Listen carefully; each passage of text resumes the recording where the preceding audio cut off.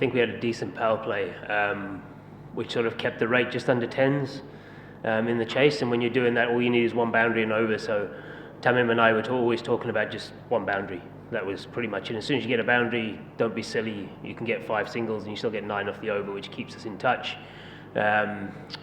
Also, the fact that we try to have the lefties bat as long as possible because they're 2 left arm spinners, so we try to keep them out of the game. And then when I got out, it actually allowed them to bowl their 2 spinners, which from a tactical point of view is a bit silly for myself, but that's the game, and you live and learn.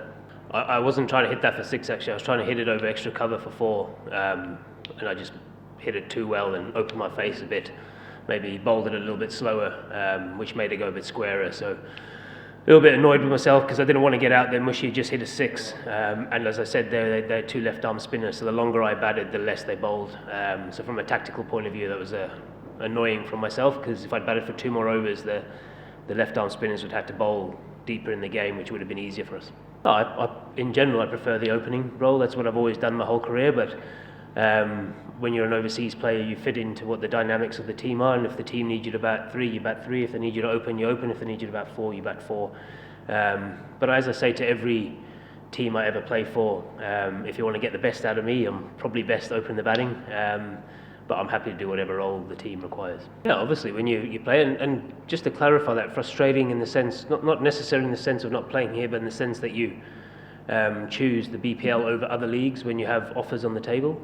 When you say no to other leagues, you want to come and play in a league. So it's nothing to do with our team in general. It's just from that point of view. But yeah, look, I think if you come here and you're in the right headspace and you want to perform and you apply yourself here, you've got ample opportunity to train and you've got some good facilities to train and a lot of guys helping you out. So if you can get in the right mindset and headspace, it allows you to when you do get your opportunity to perform.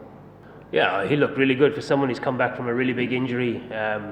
It's encouraging for him and for Bangladesh cricket to see him running in and bowling good pace and having good control over what he wants to do. A little bit what saying to that, it's quite hard if you don't start the tournament and then you have to come in a big game and on a good wicket. And I thought, especially that last over, he applied himself really well. It's never easy to come in cold when you've been out for a long time with an injury.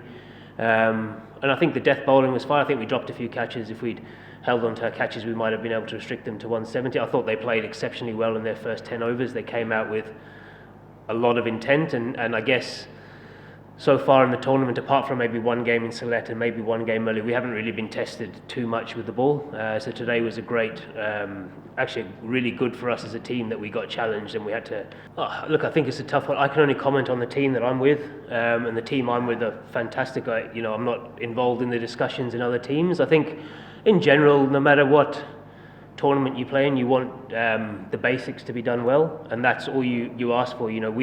It's our job to play cricket and it's someone else's job to pay us, and that's why ultimately you have these leagues, and hopefully moving forward in the future these incidents don't happen because they're very controllable. If you've got the money, you pay, and if you haven't got the money, you don't have a team. It's as simple as that. That's how it should be. So but yeah, look, as I said, I'm not involved in those conversations. I'm part of this team, and this team have been fantastic with us, and with us at our overseas we have had no issues. So or so far we've had no issues, and hopefully no more issues moving forward. But yeah, it is something that can be fixed quite easily if you really want to do it. He's brilliant. I've played a lot of cricket against him, and never really with him.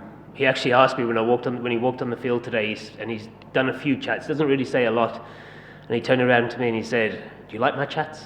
Do you like what I say?" And I was like, actually, as a captain, we have no meetings, which is great. There's no team official things. And when you speak, you actually speak sense. It's short, sharp, and it's quite precise to the point. And it's a breath of fresh air, because a lot of captains speak for the sake of it, and a lot of teams do a lot of things for the sake of it. So, when you've got an experienced bunch of players, it's just about managing them and making sure they're ready for the game, and he does that fantastically well.